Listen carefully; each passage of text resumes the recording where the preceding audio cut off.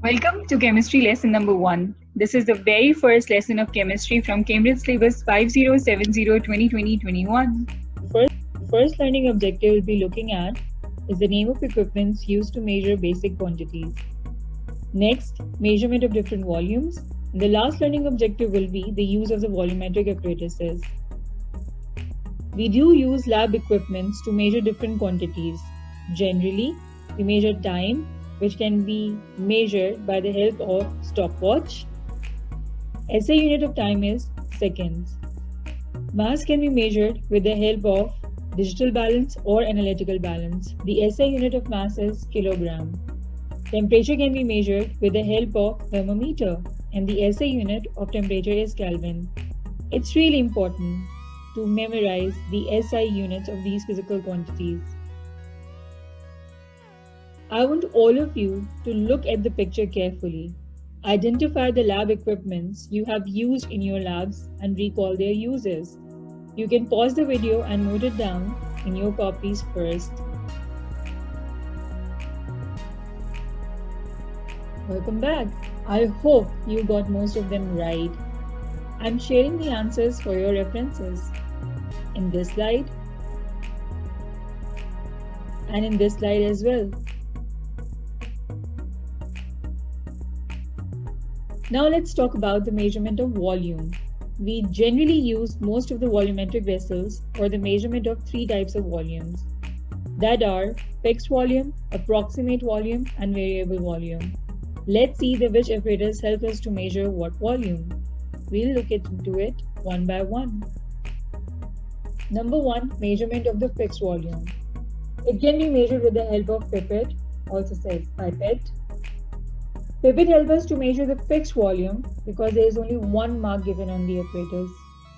So it helps to measure fixed volume of liquid accurately, accurate to 0.1 ml. We can measure 5.0 ml, 10.0 ml and 25.0 ml depending upon the size of the pipette.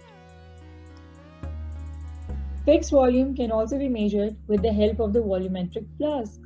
To measure fixed volume of large amount of liquid accurately, accurate to 0.1 ml. Can you think for a moment that why volumetric flask help us to measure the fixed volume only? Very good. I hope you get it right. Volumetric flask has only one mark again, just like pipette. That is why it helps to measure the fixed volume, which can be 100 ml and 250 ml, depending upon the size of the flask. Approximate volume can be measured with the help of the measuring cylinder. To measure approximate volume of liquid accurate to 1 ml, I want all of you to look carefully towards this cylinder. Measurement of volume can also be done with the help of graduated cylinder, which is used to measure volume of liquids. Standard unit will be millimeters for this cylinder, more accurate than a beaker, and will always measure at bottom of meniscus. We'll discuss meniscus in the next slide. However, I want all of you to take a look towards this cylinder. Can you see any difference or similarity in between the cylinders of the previous slide and this slide? Let's compare. In the first slide, you have seen this cylinder. This cylinder will help us to measure the approximate volume. Does not give the more accurate reading. This is because in between 10 and 20, we will not observe or see any kind of subdivisions. So it cannot give us the precise reading. For example, if I need to measure 10.5 or 10.6, I can only have approximation but not the fixed or accurate reading. However, in this particular cylinder, you can see subdivisions between 40 and 50. That is why this particular cylinder, a graduated cylinder, can help me to measure more accurate volumes. This is what we call the meniscus. And this meniscus helps us to identify the particular reading. These are the type of questions come in alternative to practical paper. For example, it says, the apparatus shown below contains aqueous propanoic acid. question paper can ask you for the name of the apparatus, 1 word mark, and what is the volume of aqueous propanoic acid in this apparatus. You need to measure the volume as well. First of all, look into the subdivisions between 20 and 30. There are 1, 2, 3, 4 lines and then comes 30. That means each line will have 2 units. Let's see the answers. I'll be glad if you guess it right. The name of the apparatus is a measuring cylinder and volume is 26 cubic centimeter. You can always look back at the slide and confirm the answers or develop more understanding with it. Let's move on. Measurement of the approximate volume.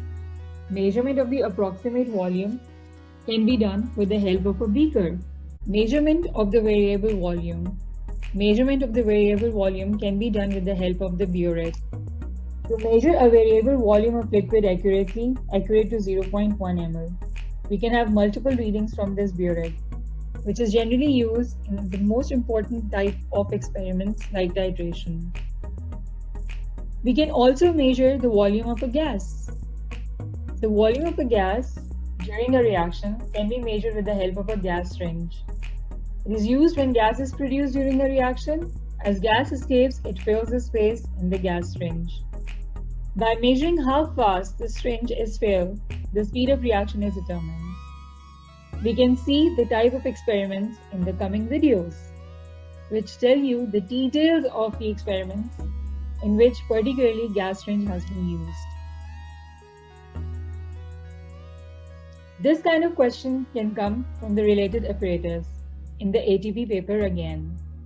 A student determined the mass of copper in mixture A, which is composed of only copper and zinc.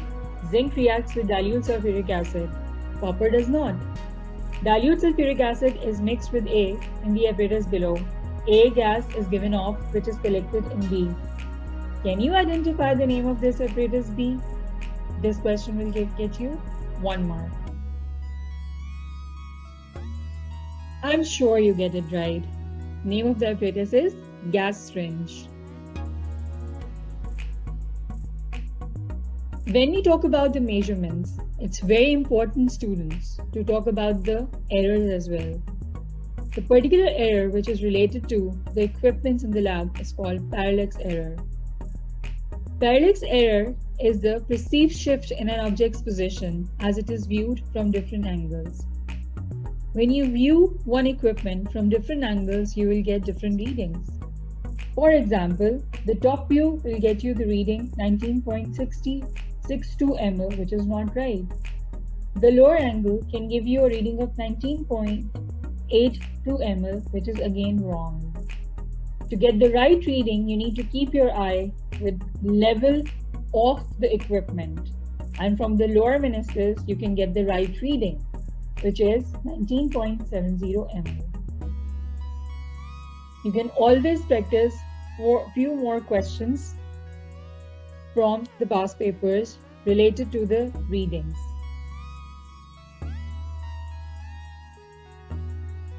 Collection of gases can be done in 3 ways: downward delivery, upper delivery, and over water. Downward delivery is used for the gases which are soluble in water and denser than air, for example chlorine and hydrogen chloride. Upper delivery is used for the gases which are soluble in water and less dense than air, like ammonia. Gases that are insoluble or slightly soluble in water are collected with displacement of water, and that can be carbon dioxide, hydrogen, and oxygen gases. Question time. A gas X is less dense than air and insoluble in water. Which method cannot be used to collect the gas? A, which is downward delivery. B, it's an upward delivery. C, displacement through water. And D, with the help of a gas syringe. Think for a moment or look back in the previous slide and try to get the answer right. Yes, the answer is A. Why? Because this gas is less dense than air, so it cannot be collected through a downward delivery. Another question. A gas Y is less dense than air, very soluble in water, and is an alkali. These are the hints. Which method is used to collect a dry sample of the gas? By looking all of these options, what do you think is the correct one? The correct answer for this is C.